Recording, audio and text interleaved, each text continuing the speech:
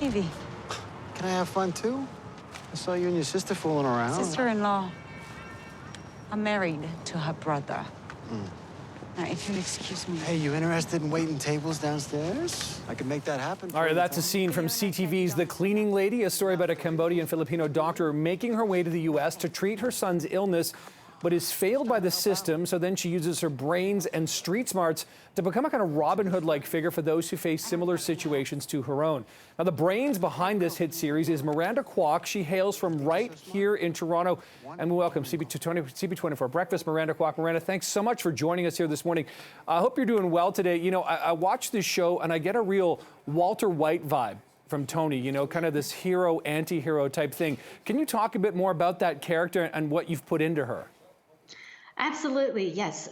You know, there are a lot of similarities to Breaking Bad. I really wanted to do like an Asian female Breaking Bad, but she's a very different character, right? Because Walter White kind of fell down a dark downward spiral. And the thing about Tony is because she's a doctor, she's a mother, she comes from a different place. And so her issue is that she's going to be battling with, you know, holding on to her morality throughout this journey of hers. And you know, the thing about this show, too, is the themes are universal. You know, she's a doctor, but can't sort of get work in the U.S., so is undocumented and starts to become a cleaning lady for the mob, which is just a remarkable sort of theme already. But she's doing whatever she can to try to help her son. And I think if you're a parent, you know you would do anything for your kids. It may be a little extreme in this show, but the message and the theme comes through.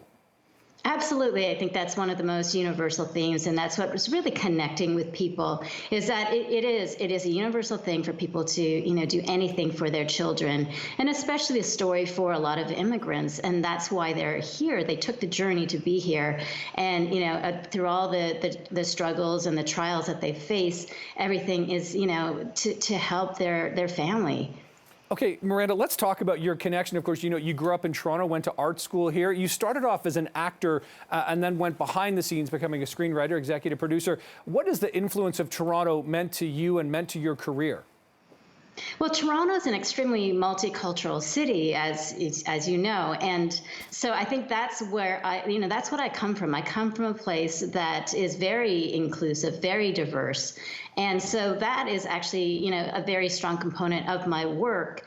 And what I want to get across is that, you know, the story in The Cleaning Lady, you know, there's a Filipino, Cambodian, you know, family at the core, but there's all kinds of immigrants from many different places. And, you know, basically what I want to show is that the heart of it, we are all more the same than we are different, no matter where you're from or what you do, you know, where you've come from, what background you have. And that, you know, we're all struggling to basically, you know, do the best for our families, take care of our own. Absolutely. And Miranda, you know, this is a timely interview because we had, you know, some numbers came out yesterday, you know, highlighting the awful trend towards more anti-Asian racism, you know, going on around here. We know the situation in the U.S. as well as a concern. You know, how have you seen that and how have you dealt with that? You know, part of becoming a writer is to tell stories that matter. And I think one of the most significant things about this story is how rewarding it's been to see how it's affecting people.